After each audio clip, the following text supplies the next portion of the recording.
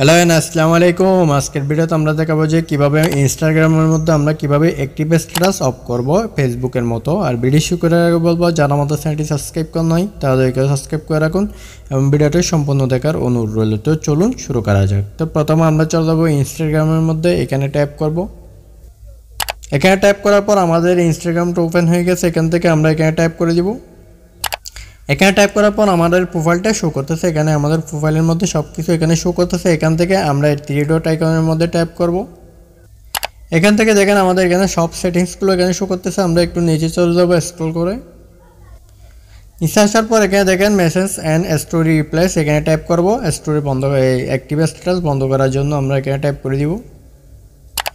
এখান থেকে অনেকগুলো সেটিংস শো করতেছে। এখান থেকে আমরা এখানে ট্যাপ করে দিব শো অ্যাক্টিভিটি স্ট্যাটাস, এখানে ট্যাপ করে দিব বন্ধ করার জন্য।